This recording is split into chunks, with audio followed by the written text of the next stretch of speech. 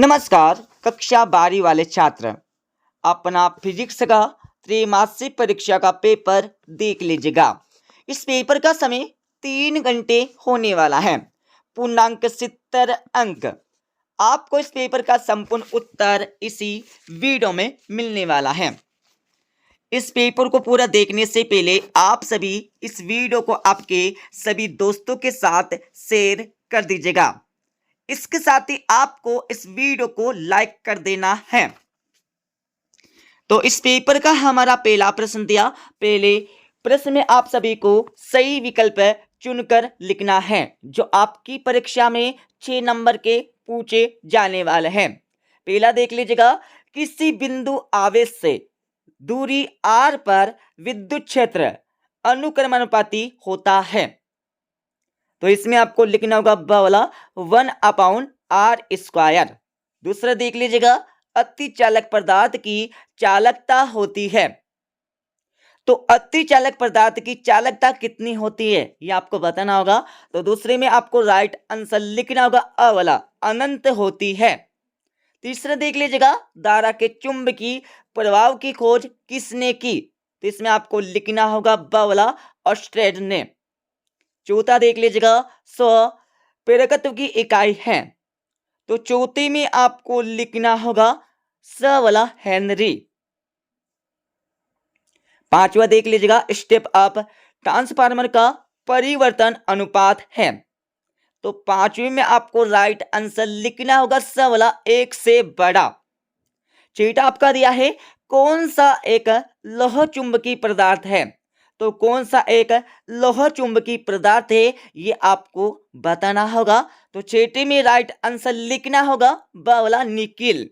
दूसरा प्रश्न देख लीजिएगा। दूसरे प्रश्न में आप सभी को रिक्त स्थानों की पूर्ति करके लिखना है, जो आपकी परीक्षा में 6 नंबर के पूछे जाने वाले हैं। पहला देख लीजिएगा, जिन प्रतिरोधों में ओम के नियम का पालन नहीं होता है उन्हें कौन सा प्रतिरोध कहते हैं। तो पहले में आपको लिखना होगा अनहोमी प्रतिरोध कहते हैं, ये आपको लिखना होगा पहले का। दूसरा देख लीजिएगा, धारावाही परिनलिका किसकी भांति व्यवहार करती है। तो दूसरे में आपको लिखना होगा दंड चुंबक आपको दूसरे का आंसर लगाना है, क्योंकि धारावाही परिनालिका दंड चुंबक की भांति व्यवहार करती है। तीसरा देख लीजिएगा, किसी विलगित निकाय का आवेश सदैव क्या रहता है। तो तीसरे में आपको लिखना होगा संरक्षित रहता है। चौथा आपका दिया है, किसी चालक के अनुप्रस्थ काट से होकर आवेश के प्रवाह की दर को क्या कहते हैं। तो चौथे में आपको लिखना होगा विद्युत धारा कहते हैं। पांचवा आपका दिया है, किरचॉफ का दूसरा नियम किस नियम के पर आधारित है, ये आपको बताना है। ठीक है, जो किरचॉफ का दूसरा नियम है वो किस पर आधारित है, किस नियम पर अनुकूल है, ये आपको बताना होगा। तो पांचवें में आपको लिखना होगा ऊर्जा संरक्षण। किरचॉफ का दूसरा नियम ऊर्जा संरक्षण के नियम पर आधारित है, यह आपको लिखना होगा। छठा देख लीजिएगा, सबसे पहले वैज्ञानिक थे जिन्होंने इलेक्ट्रॉन की खोज की। तो इलेक्ट्रॉन की खोज किसने की सबसे पहले, यह आपको बताना होगा। तो छठे में आपको लिखना होगा जे थॉमसन आपको लिखना होगा यहाँ पर, छठे का आंसर। ठीक है, तीसरा प्रश्न देख लीजिएगा। तीसरे प्रश्न में आप सभी को सत्य अथवा असत्य बता के लिखना है, जो आपकी परीक्षा में 5 नंबर के पूछे जाने वाले हैं। पहला आपका दिया है, दो समविभव पृष्ठ कभी एक दूसरे को नहीं काटती। तो बिल्कुल यहां पर सत्य हो जाएगा। दूसरा देख लीजिएगा, विद्युत धारा ले जाने वाली कुंडली चुंबकीय द्विध्रुव की तरह व्यवहार करती है। तो बिल्कुल यहां पर करती है, सत्य हो जाएगा। तीसरा देख लीजिएगा, किसी लोह चुंबकीय पदार्थ की पारगम्यता 1 से कहीं अधिक होती है। तो बिल्कुल होती है, सत्य हो जाएगा। चौथा आपका दिया है ट्रांसफार्मर का उपयोग डीसी परिपथ में किया जा सकता है, तो बिल्कुल नहीं, असत्य हो जाएगा। और पांचवा आपका दिया है किसी चालक का आवेश बढ़ाने से उसका विभव घटता है, तो बिल्कुल नहीं, असत्य हो जाएगा। चौथा प्रश्न देख लीजिएगा। चौथे प्रश्न में आप सभी को सही जोड़ी का मिलान करके लिखना है, जो आपकी परीक्षा में 6 नंबर की पूछी जाने वाली है। तो सही जोड़ी का मिलान आप सभी कर लीजिएगा। संधारित्र, तो इसमें आपको लिखना होगा सी वाला चार्ज का भंडार, और विद्युत द्विध्रुव की इकाई, तो इसमें आपको लिखना होगा कूलाम मीटर। रोलेंज बल में आपको लिखना होगा न्यूटन। पारस्परिक प्रेरण में आपको लिखना होगा हेनरी। प्रेरित ईएमएफ, तो इसमें आपको लिखना होगा चुंबकीय प्रवाह में परिवर्तन। किरचॉफ का नियम, तो इसमें आपको लिखना होगा जटिल विद्युत परिपथ का अध्ययन। पांचवा प्रश्न देख लीजिएगा। पांचवें प्रश्न में आप सभी को एक शब्द में इन प्रश्नों के उत्तर देना होगा, जो आपकी परीक्षा में 5 नंबर के पूछे जाने वाले हैं। पहला देख लीजिएगा, उस उपकरण का नाम बताइए जिसका उपयोग विद्युत ऊर्जा को संग्रहित करने के लिए किया जाता है। तो पहले में आपको लिखना होगा संधारित्र। संधारित्र आपको पहले का आंसर उत्तर लगाना होगा। दूसरा देख लीजिएगा, आवेशित खोखले गोले के अंदर विभव कितना होता है। तो दूसरे का आंसर लगा लीजिएगा, आवेशित खोखले गोले के अंदर प्रत्येक बिंदु पर विभव एक समान रहता है। लिख लीजिएगा, आवेशित खोखले गोले के अंदर प्रत्येक बिंदु पर विभव कैसा होता है, एक समान रहता है। ठीक है, ये आपको लिखना होगा।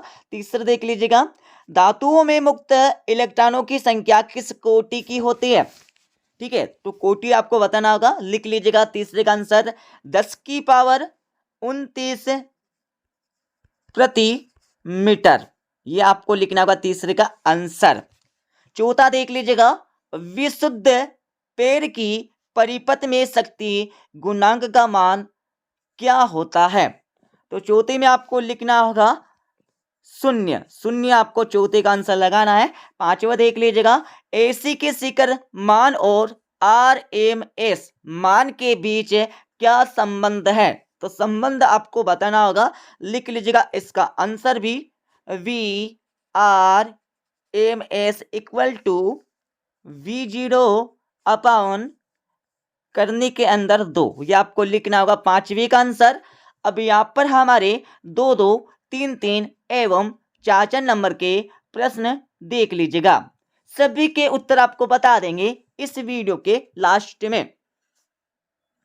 छठा आपका दिया है, आवेश का क्वांटीकरण क्या है। तो आवेश का क्वांटीकरण सिद्धांत क्या है, इसके बारे में आपको बताना है।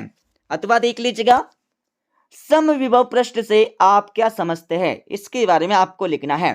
सातवां आपका दिया है, किसी चालक के अंदर आवेश शून्य क्यों होता है, इसका कारण आपको देना है। अथवा देख लीजिएगा, विद्युत क्षेत्र रेखाओं के कोई 2 गुण आपको बताने हैं। आठवां आपका दिया है, ओमिक और गैर ओमिक प्रतिरोधों के बीच कोई 2 अंतर बताना है।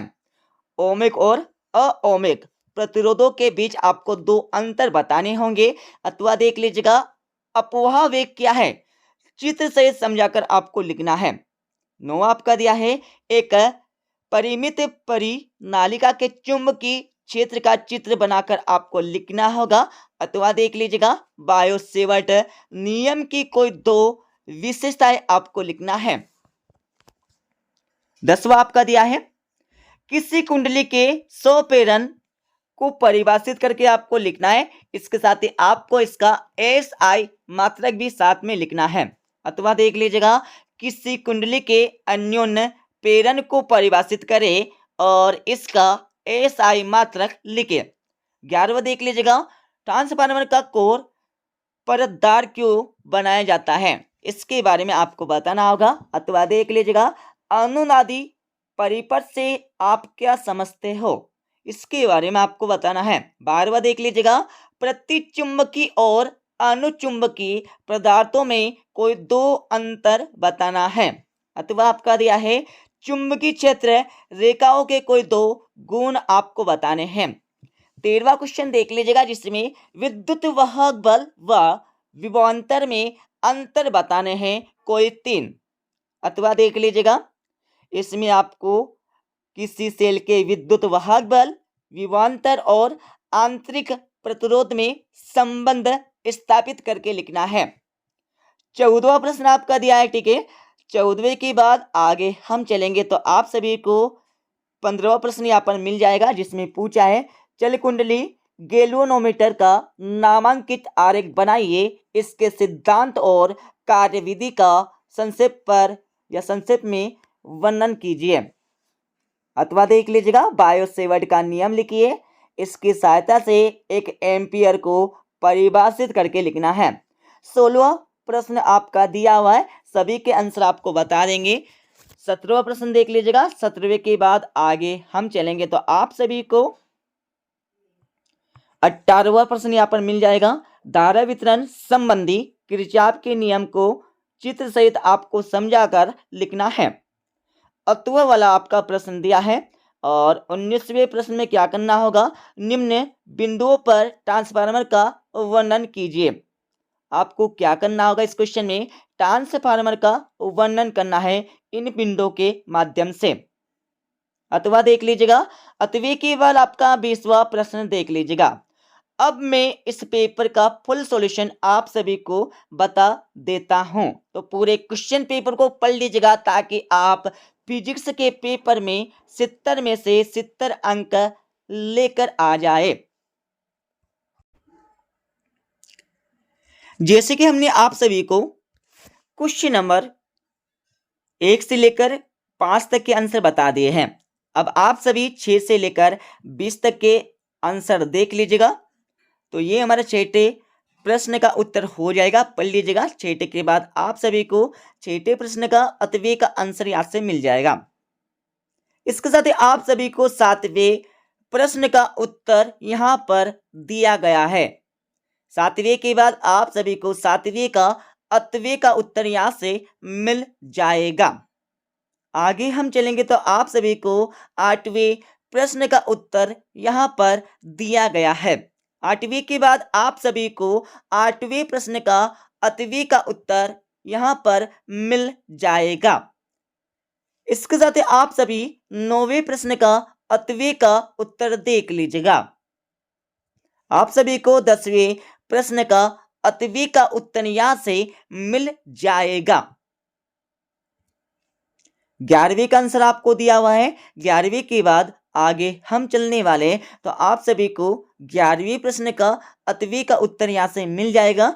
इसके साथ ही आप सभी को 12वें प्रश्न का उत्तर यहाँ से मिल जाएगा, जिसमें अनुचुंबकीय पदार्थ तथा प्रतिचुंबकीय पदार्थ में अंतर बताने हैं।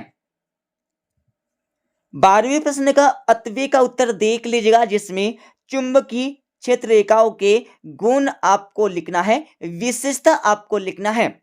इसके साथ ही आप सभी 13वें प्रश्न का उत्तर देख लीजिएगा, जिसमें विद्युत वाहक बल तथा विभवांतर में अंतर बताना है। 13वें के बाद आप सभी को 13वें प्रश्न का अथवे का उत्तर यहाँ से मिल जाएगा। आप सभी 14वें प्रश्न का उत्तर देख लीजिएगा। 14वें के बाद आगे हम चलने वाले हैं तो आप सभी को 14वें प्रश्न का अथवे का उत्तर यहाँ से मिल जाएगा। इसके साथ ही आप सभी यहाँ पर देख लीजिएगा 15वें प्रश्न का उत्तर। 15वें के बाद आगे हम चलने वाले तो आप सभी को 15वें प्रश्न का अथवे का उत्तर यहाँ से मिल जाएगा। इसके साथ ही आप सभी देख लीजिएगा 16वें प्रश्न का उत्तर। 16वें के बाद आगे हम चलने वाले हैं तो आप सभी को 16वें प्रश्न का अथवे का उत्तर यहाँ से मिल जाएगा।